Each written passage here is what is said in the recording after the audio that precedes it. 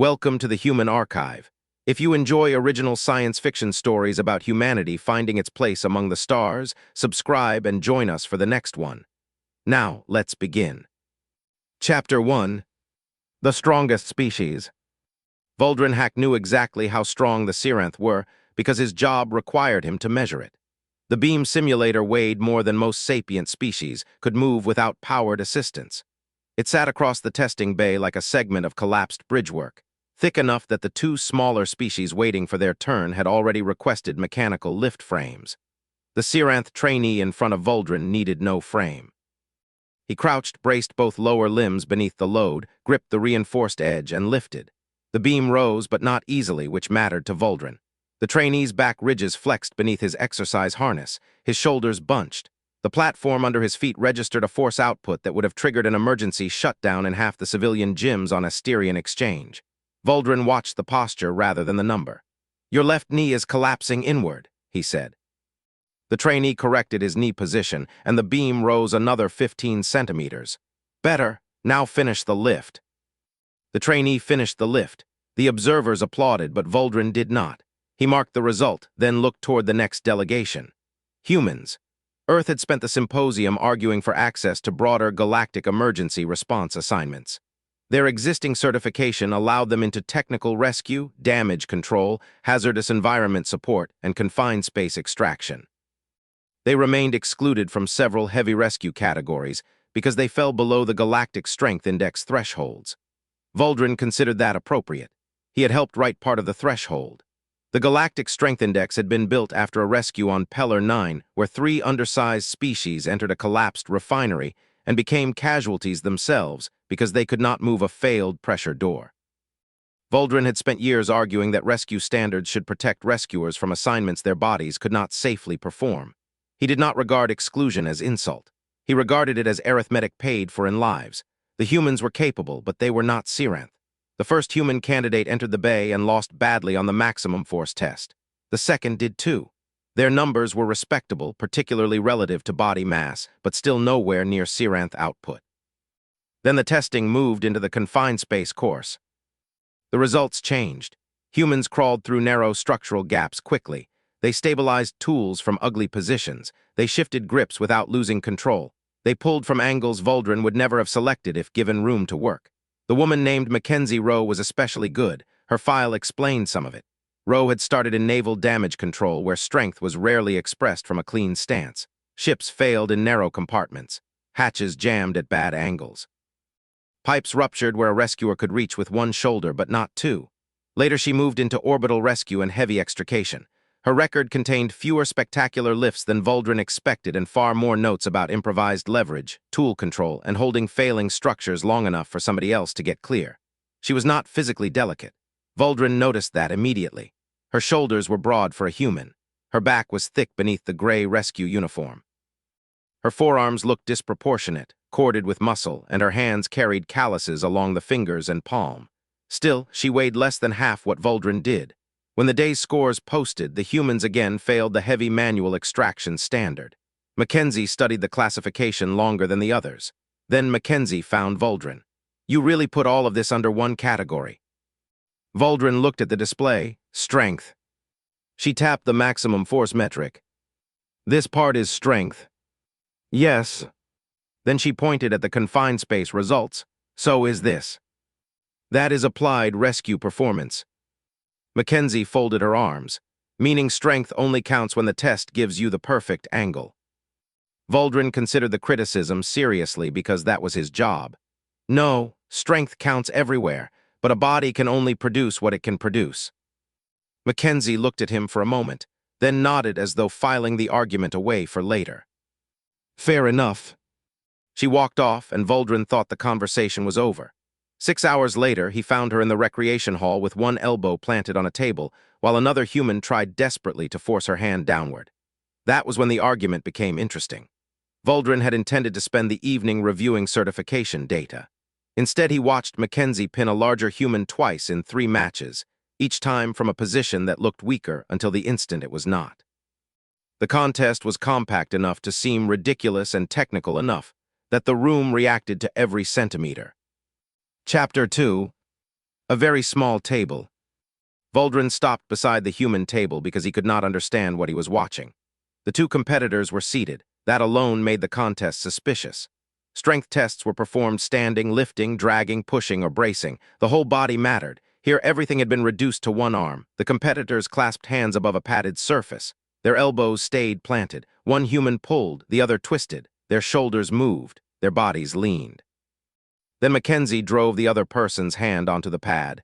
The surrounding humans cheered. She released immediately and flexed her fingers. Vuldren approached. "What does that measure?" Several humans looked up, but Mackenzie kept wiping her hand with a towel. "Depends how complicated you want the answer." "The accurate answer." Mackenzie glanced at him. "Strength, leverage, hand control, wrist position, technique, and endurance if the match gets ugly." Vuldren looked at the table. "You are sitting down. That part's traditional. One elbow remains fixed. Also traditional. You use only one arm." Mackenzie smiled, mostly. Vuldren could not help it. He laughed, not cruelly. The contest genuinely amused Vuldren. The humans had spent the entire day insisting that galactic rescue standards misunderstood their strength, and now one of them had chosen a game that removed most of the body and reduced strength to holding hands over furniture. Mackenzie heard the laugh, and her expression changed from neutral to interested rather than offended. Vuldren gestured toward the table. "You argued earlier that our testing fails to capture human strength." "I did. And this is your strength contest." "One of them." "Then demonstrate it." The humans nearby became quiet in a way Vuldren recognized immediately. The humans nearby smelled entertainment. Mackenzie looked from Vuldren to the table. Vuldren expected her to laugh with him. Instead, she asked, "What's that thing rated for?" The human who owned the recreation station checked the table specifications. Not him. More laughter followed as Mackenzie stood. "We've got a reinforced training table in Bay 4. Vuldren's amusement weekend. You are serious." She shrugged. "You challenged me. You understand that I am almost 3 times your mass." Mackenzie looked down at the table and then back at him. "Fortunately, the rules don't allow you to sit on me." The humans laughed again. Vuldren did not. He had just realized she had accepted. She had accepted fully. This was no joke or symbolic contest. She intended to arm wrestle a Siranth. She intended to arm wrestle him. Vuldren followed the humans to Bay 4. He told himself it was curiosity. That remained true right until Mackenzie sat across from him, rolled one shoulder loose and put her elbow on the pad. Then curiosity became concern. The concern was not pride. Vuldren had seen recreational contests go wrong when participants treated biological differences as entertainment. A Siranth could dislocate smaller species' joints by applying force that felt moderate to him. He checked the referee, the instrumented pads, and the emergency release before settling his arm. Only after Mackenzie confirmed she understood the risk did he close his hand around hers. Chapter 3. She wasn't joking. The reinforced table had been built for human competition, but its floor mounts were industrial. Vuldren approved of the industrial floor mounts. A human safety referee adjusted the elbow pads and checked the wrist alignment. Mackenzie flexed her hand once. Up close, Vuldren noticed more. Her fingers were thick for a human. The tendons along the back of her hand stood out clearly when she opened and closed it. Her wrist was not large by Siranth standards, but it was heavily developed relative to the rest of her arm. She placed her elbow down. Vuldren sat opposite her, and the table looked ridiculous between them. His forearm was nearly as thick as her upper arm. His hand covered most of hers when they clasped. For the first time, he wondered whether accepting had been irresponsible. "I will not apply full force immediately," he told her. Mackenzie's mouth twitched. "That's your call. I do not wish to injure you." "I appreciate that." She said it without mockery. Her seriousness reassured him slightly. The referee explained the rules. Elbows remained on the pads, hands stayed clasped, shoulders had to remain within safe alignment. No sudden twisting beyond the monitored range. The start came only on command. Vuldren listened carefully, and Mackenzie listened even harder. Then their hands were set. Her grip surprised him not because it approached his strength, but because it felt organized. Her fingers did not simply squeeze. They pressed in different directions, each contact deliberate. Vuldren adjusted his hand, and Mackenzie adjusted hers in response. The referee looked between them. Then the referee gave the start. Vuldren began at perhaps 1/3 effort. Mackenzie did not attack his arm, she attacked his hand. Her wrist rose as her fingers pulled across his. Her forearm rotated sharply enough that Vuldren felt the change at once. He increased pressure, but he reacted too late. His wrist had already begun opening. He tried to correct by driving sideways. Mackenzie leaned back and used her body to keep his hand extended. His strength was still there, but the angle was not. Vuldren increased output. The table frame groaned and Mackenzie's face tightened. For one instant he felt her grip start to fail. Then she shifted her elbow a few centimeters legally and pulled against his fingers instead of his palm. Vuldren's hand descended as he tried to recover. The movement put Vuldren in an even worse position. His long forearm, so useful when lifting structural loads, now acted like a lever Mackenzie had captured at the end. She rotated again and his wrist bent. His knuckles turned toward the pad, then his hand touched it. The referee slapped the table. The match was over. Vuldren stared down at his pinned hand. For several seconds, nobody spoke. Then the humans erupted into laughter and shouting rather than polite applause. Someone slapped the wall, and one of the technicians nearly fell over a chair. Vuldren did not hear most of it. He was looking at his own hand. Mackenzie released him and immediately rubbed her fingers. She winced, and her pain mattered to Vuldren. The match had hurt her. His grip had nearly peeled hers open even though he had lost. Vuldren looked up. "What did you do?" Mackenzie flexed her wrist. "You tried to beat my arm. I went after your hand first." "That should not have mattered." "It mattered." Vuldren looked at the table. Then he looked at Mackenzie. He was stronger and he knew it. The sensors would prove it, yet his hand had touched the pad. He stood. "I want another match." Mackenzie opened her mouth, but the safety referee interrupted with a firm no. Vuldren turned as the human pointed beneath the table. A warning indicator glowed amber. "Your recovery attempt exceeded lateral load limits." Vuldren looked at the reinforced frame. "You said it was rated." "For human competition." Mackenzie began laughing and Vuldren ignored her. The referee folded his arms. "You want another one? We build a better table." Vuldren looked back at Mackenzie. She was still shaking out her fingers. He had not imagined that. He had hurt her without winning. The evidence of his greater raw strength should have reassured him. Instead, it made the result more interesting. Vuldren had lost tests before. He had failed endurance courses, precision drills, and one memorably humiliating zero-gravity orientation exercise as a cadet. Those failures had always told him what capability was missing. This one told him something stranger. The capability was present, but the measurement he trusted had not predicted the outcome. Chapter 4. That does not count. By morning, the video had spread across Asterian Exchange. By midday, it had spread beyond it. Vuldren discovered this when a logistics officer from another station sent him a message consisting entirely of the pin replayed from 3 angles. The Siranth reaction was predictable. Vuldren had held back, the rules were unfamiliar, and arm wrestling was not a legitimate strength test. All 3 statements were true. Mackenzie agreed with those points, which irritated several humans more than boasting would have. "I caught him before he knew what he was doing," she told one reporter. "That's not the same thing as proving humans are stronger." Vuldren heard the interview later. He found himself respecting her more. Still, he wanted the rematch. He wanted the rematch not from humiliation, but because the loss made no mechanical sense inside the model he had spent his career using. Dr. Kelsey Braddock requested the table telemetry before he did. Vuldren met her in the biomechanics lab. Mackenzie was already there with 2 fingers taped. Kelsey pulled up the force traces. The first graph immediately vindicated Vuldren's claim about raw force. Vuldren's peak force was far above Mackenzie's. The gap remained large even at reduced effort. Vuldren leaned back. "So the contest does not measure strength." Kelsey nodded, not directly. Mackenzie looked at her. "That's what you're going with." Kelsey ignored her and enlarged another plot. The next graph showed wrist angle. Then Kelsey displayed elbow position. Finally, she displayed the direction of force.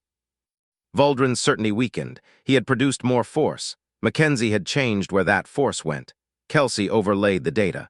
"When she rotated your hand, your strongest line stopped pointing toward the pad." Vuldren studied the model. "You are saying I remained stronger but became mechanically inefficient." "Yes." Mackenzie rubbed her sore fingers. Vuldren glanced at Mackenzie and Kelsey did too. "He was stronger," Kelsey said. Mackenzie looked offended by the need to explain that. "I know. I was there." The exchange almost made Vuldren smile. Kelsey turned back to the display. The interesting part isn't who won, it's what this exposes about the Galactic Strength Index. Kelsey's observation changed the room. Until then, Vuldren had considered the match recreational embarrassment. Kelsey made it professional. Dr. Kelsey Braddock had spent 12 years studying injury mechanics in multi-species rescue teams. She cared less about the viral match than about why a body producing less total force had controlled the outcome. By the end of the first telemetry review, she had pulled the symposium certification board into the room and requested the original assumptions behind the strength index. The index measured peak push, pull, lift, and grip compression extraordinarily well. It barely measured rotational torque. It did not adequately measure sustained force in bad positions. It treated hand control as dexterity rather than strength, and it assumed rescue workers could apply force from favorable geometry.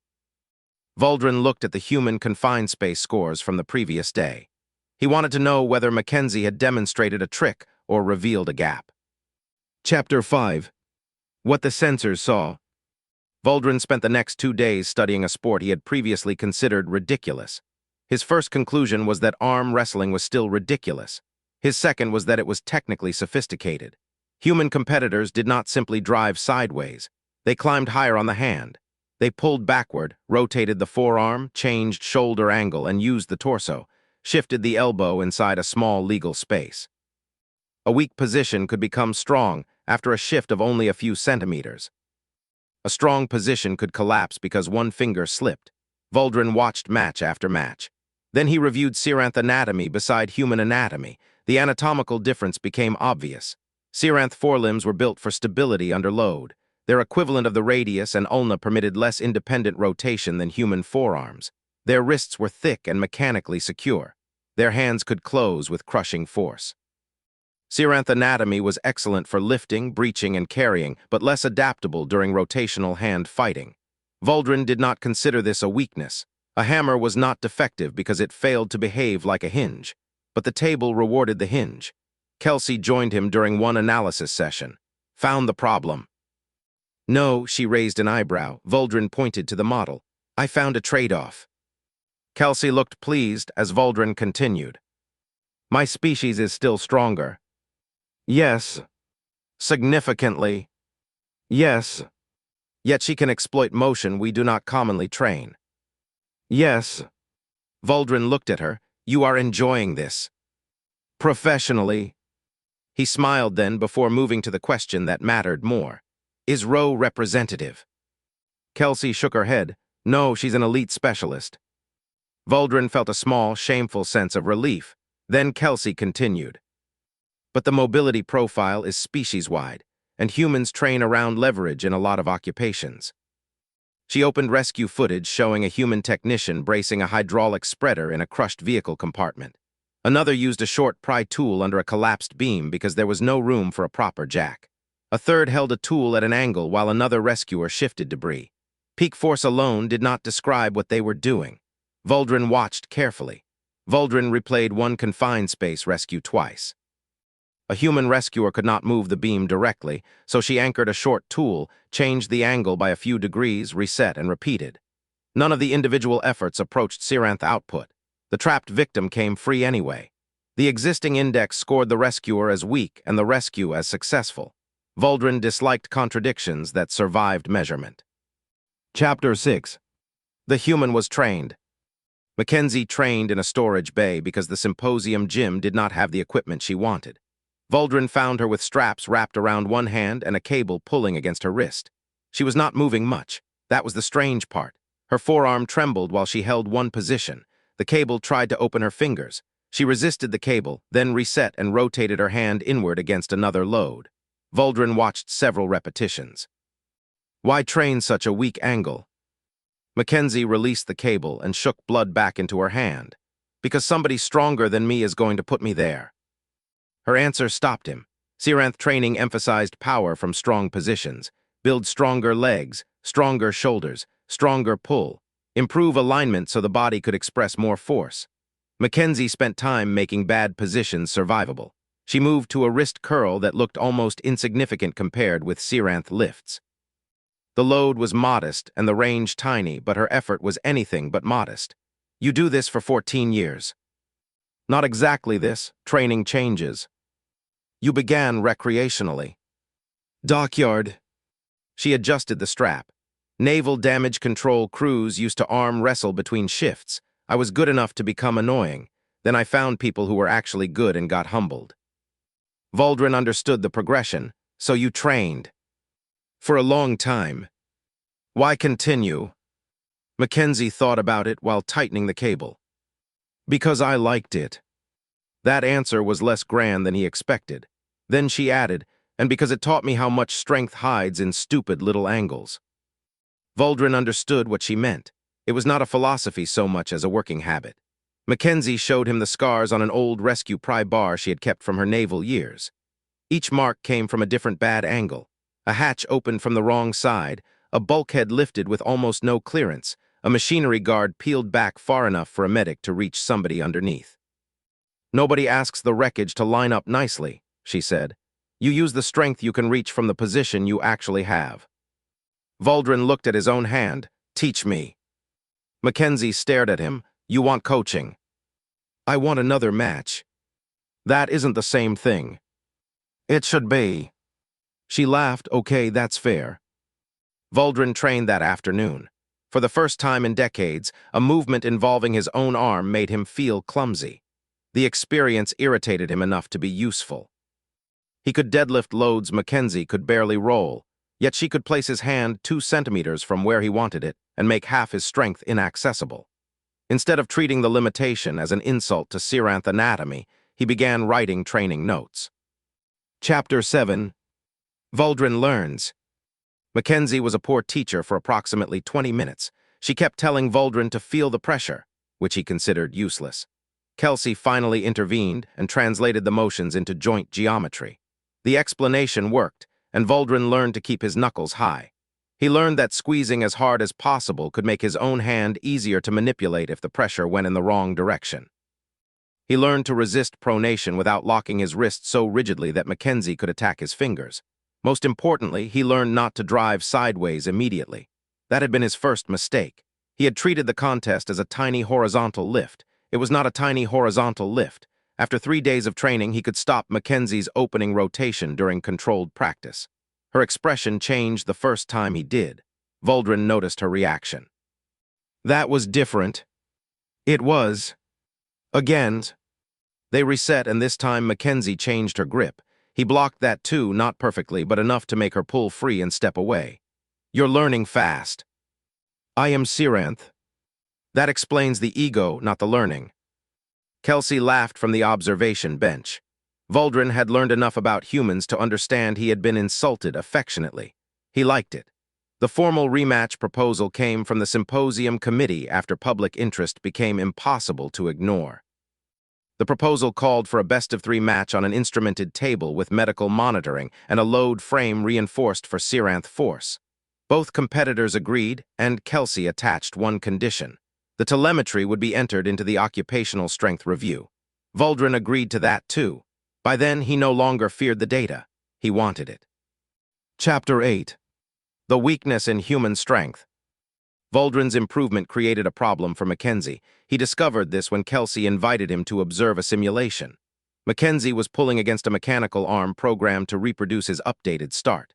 The mechanical arm held its wrist position. Mackenzie tried to rotate. The rotation failed. Mackenzie shifted her position. The mechanical arm drove toward the pad. Her hand dropped toward the pad. The machine stopped before dangerous load. Mackenzie sat back and studied the result. That's ugly. Kelsey nodded. If he keeps his hand and gets his shoulder behind the drive, you can't hold that line forever. Vuldren stood in the doorway. Mackenzie looked at Vuldren. You enjoying this? A little. Good, I enjoyed the first video too. She reset the machine for another attempt. The next attempt lasted longer. She still lost the next attempt. Then she changed the angle. This time she pulled inward, made the mechanical arm work through a tighter position. The change improved her result. Kelsey stopped the session after an hour. Mackenzie objected to stopping. Her right elbow had begun swelling. Kelsey pointed at the swelling elbow. You're done. I can do another set. You can also arrive at the rematch inflamed and stupid. Mackenzie glared at Kelsey, but she stopped arguing. Vuldrin respected the decision. Humans were often described as stubborn. He was beginning to understand that their better professionals knew when stubbornness required limits. Mackenzie wrapped the elbow before leaving. "I'm not beating you the same way twice," Mackenzie said. "No."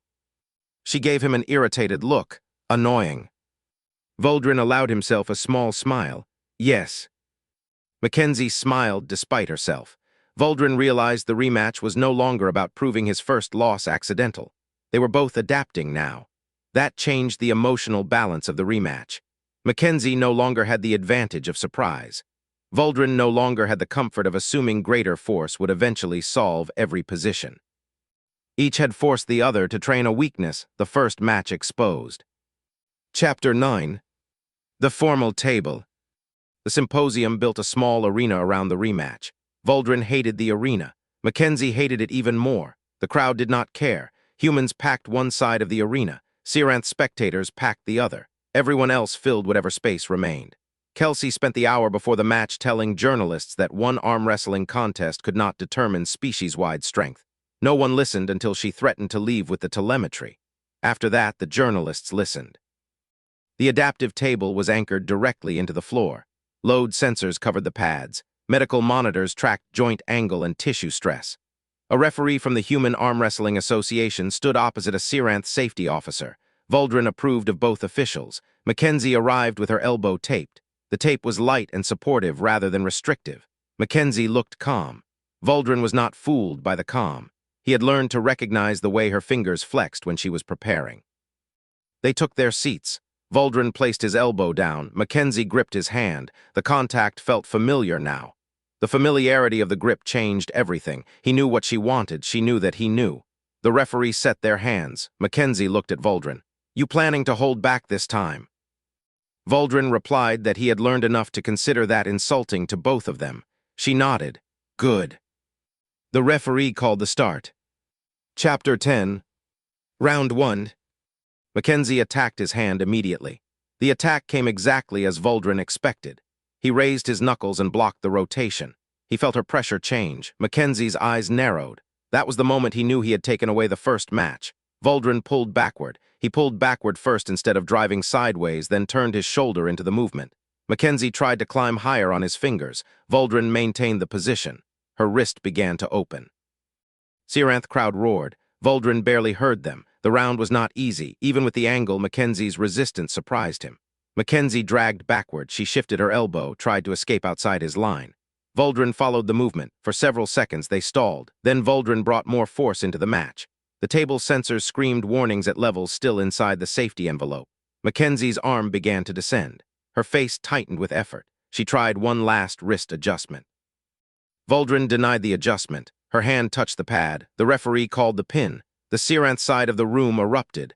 Vuldrin released her hand immediately. Mackenzie pulled her arm back and rubbed the forearm. He did not celebrate the pin. He was too pleased with something else. Mackenzie looked at him across the table. "Okay." Vuldrin leaned slightly forward across the table. That sounded disappointed.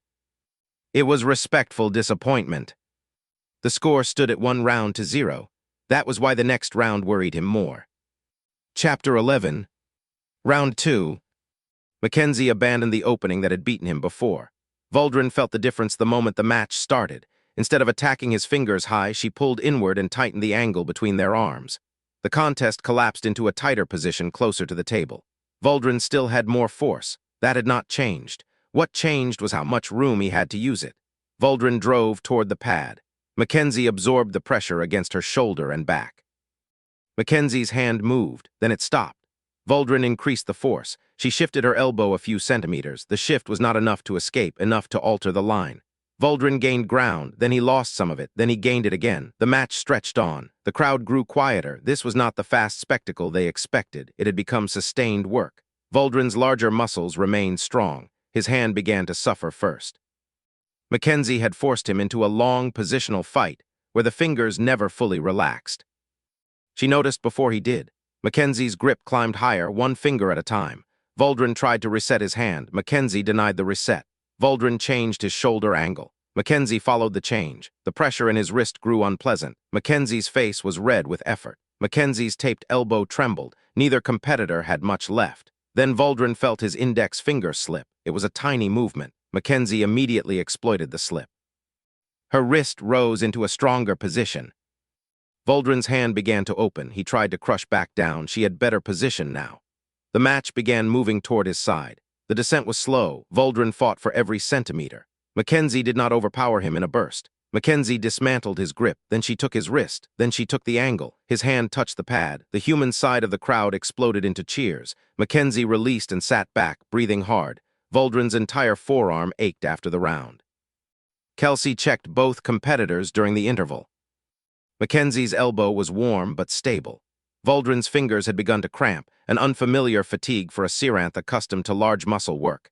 The referee offered to end the exhibition. Both declined after the medical staff cleared them. Neither needed the crowd anymore. For the first time since sitting at the table, he felt genuinely tired in one arm. Mackenzie looked even worse. Her worse condition comforted him only until he remembered she had trained for exactly this kind of fatigue. Chapter 12. 1 inch. The medical interval lasted 8 minutes. Vuldren spent all 8 thinking. Round 1 had proven his adaptation worked. Round 2 had proven Mackenzie could abandon her preferred opening and still beat him in a longer fight. He would not give her another long fight. When the final round began, Vuldren attacked first. Mackenzie barely caught the opening drive. Her hand moved halfway toward the pad almost immediately. The crowd made one sound. The crowd answered with a collective intake of breath rather than a cheer. Vuldren drove harder toward the pad. Mackenzie dropped her body lower. Her wrist began to open. Vuldren felt victory close. Less than an inch remained between Mackenzie's hand and the pad. The referee leaned close, watching Mackenzie's shoulder. The human's arm shook violently. Her fingers started separating under Vuldren's grip. He applied everything he could safely produce. The table frame groaned beneath them. Mackenzie did not move. For several seconds, Mackenzie moved neither upward nor downward. She simply survived the position. Vuldren changed the direction of pressure, tried to finish through the wrist. Mackenzie adjusted one finger. Vuldren felt the change. The adjustment was almost nothing. Then she recovered another degree. Her elbow moved a fraction across the pad. The elbow shift was legal. Her shoulder came back into line. Vuldren pushed toward the pad again. Her hand dipped so close to the surface that he thought the referee would call contact. Her hand did not touch the pad. Mackenzie exhaled through clenched teeth. Her wrist recovered perhaps a degree. Then she recovered another degree. Vuldren understood what she was doing. She was not trying to reverse him. She was rebuilding. She was rebuilding the position piece by piece, exactly as she had trained those ugly weak positions in the storage bay. Vuldren changed strategy, pulled backward to open her shoulder. Mackenzie followed just enough to keep safe alignment. He drove toward the pad again. Mackenzie nearly lost the position entirely. Her face twisted in pain. Vuldren felt no triumph in that. He felt only urgency. If he gave her time, she would keep finding pieces. Vuldren attacked her fingers. She had already anticipated it. Mackenzie's grip shifted. Vuldren's hand rose only slightly. Mackenzie reacted as if he had handed her a weapon. Mackenzie rotated her forearm. She pulled backward at the same time. The angle changed in her favor. Vuldren tried to reset his fingers. Mackenzie climbed over his fingers. Vuldren could still feel his greater raw force. If the contest had frozen there and become a pure pull, he would win. But the position would not freeze. Mackenzie kept changing the position. She changed the position by a few degrees of wrist, a small elbow shift, a closer shoulder, and pressure directed through his fingers instead of his palm. Vuldren countered each adjustment. Mackenzie adjusted again. Vuldren drove sideways. Mackenzie dragged backward. He recovered part of his wrist. She took it away again. The table had become a battlefield measured in centimeters. His hand crossed back through center. The Seranth crowd grew silent.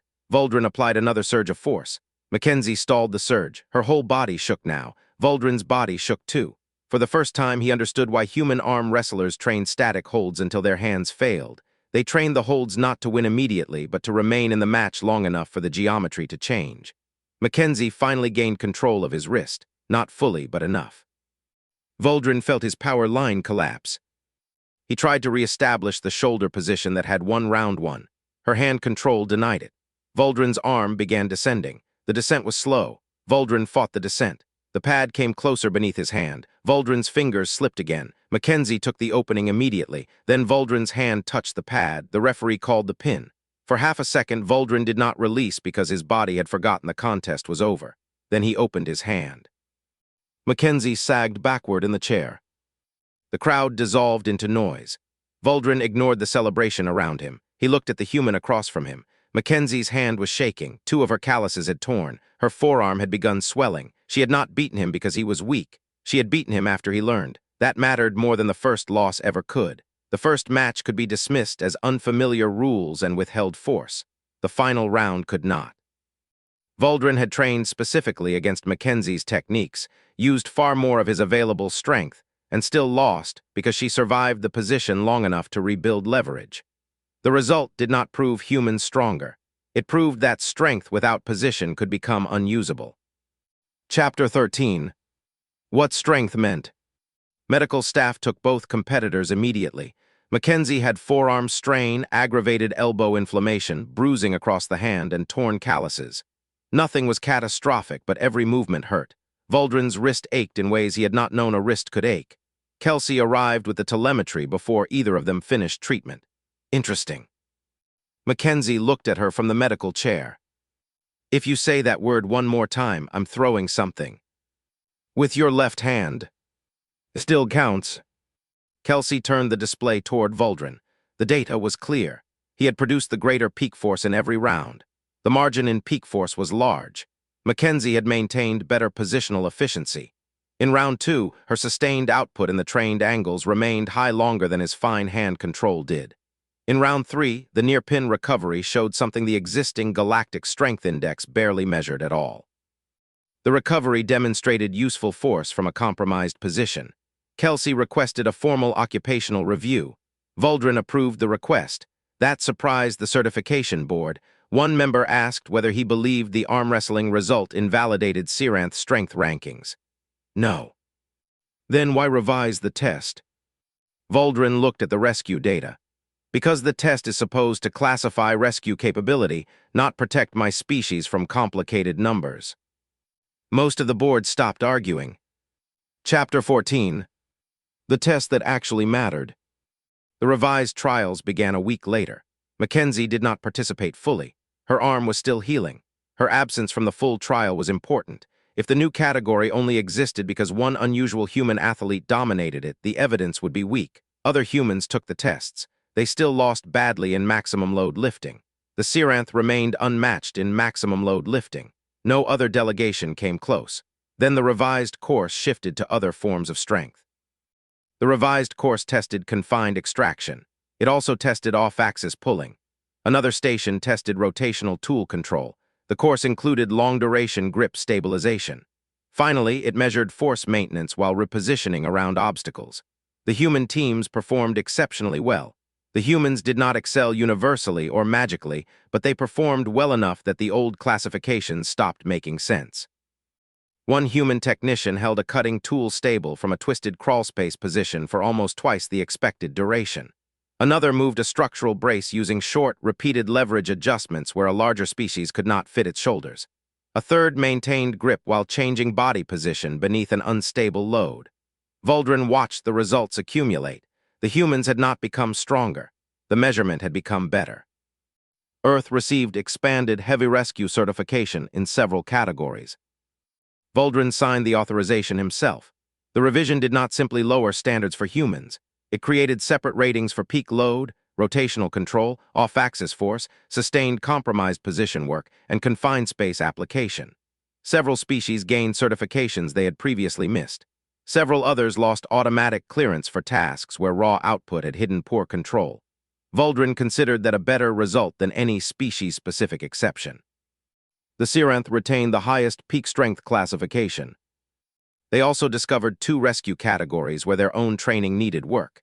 Siranth teams could overpower most obstructions, but when geometry prevented them from placing their bodies behind the load, their advantage narrowed sharply. Vuldren added rotational and isometric training to the Academy proposal before anyone could suggest the humans keep that advantage to themselves. The ranking did not bother him. The peak strength ranking remained true. What changed was the assumption that one number could describe every way strength mattered. Chapter 15. Stronger than yesterday. Mackenzie was still in rehabilitation when Vuldren visited her near the end of the symposium. Her right forearm was wrapped. The torn calluses had closed. The elbow swelling had finally begun to recede. Vuldren looked at the brace. Was the match worth that? Mackenzie tested the movement and winced. Ask me again when I can open a jar without swearing. Vuldrin sat across from her. I ordered a table. Mackenzie looked up at him. What? A reinforced arm wrestling table. Mackenzie laughed at the announcement, then stopped when she saw his face. You're serious? Yes. For the Siranth Training Center. Yes. She leaned back. Oh no. Vuldrin did not understand her reaction. That appears negative. It means I created a problem. You created training data. For the strongest species in the galaxy. Vuldrin considered that. Then perhaps next year we will be stronger. Mackenzie pointed at him with her left hand. That is exactly the problem. Vuldrin smiled. Several Siranth rescue officers had already requested rotational strength instruction. Others wanted isometric training added to breach and extraction programs. The humans had not replaced Siranth strength, nor had the Siranth surrendered the title of strongest species. They had simply stopped using the title as an excuse to stop measuring. That distinction pleased Vuldrin far more than the rematch result bothered him. They had irritated it into learning new tricks. Mackenzie eventually agreed to provide coaching material. She would provide the material after her arm healed. Kelsey made her repeat that condition twice. Epilogue. He wasn't joking either. Months later, Mackenzie visited the Siranth Rescue Academy. Vuldrin met her in the training hall. The arm wrestling table stood in the center. It had been reinforced far beyond anything humans would normally require. Mackenzie walked around it once. You people really don't do anything halfway. Vuldrin placed one hand on the table. You complained the first one was insufficient. I was not requesting artillery plating. Vuldrin had been training. Mackenzie saw the difference immediately. His wrist position had changed, so had the way he placed his hand on the grip post. The marks on the practice pads showed months of use. Vuldrin sat at the reinforced table. I would like another match. Mackenzie looked at Vuldrin, then she looked at his hand, then she looked at the table. For the first time since he had known her, she hesitated before sitting down. Vuldrin enjoyed that more than he should have. How long have you been practicing? She asked. Vuldrin told her how long he had been practicing. Mackenzie slowly rolled her shoulder, then she took the opposite seat. Fine, but if you break the table, you bought it. Vuldrin wrapped his fingers around her hand. This time he knew exactly what the smile on her face meant. This time neither of them was joking.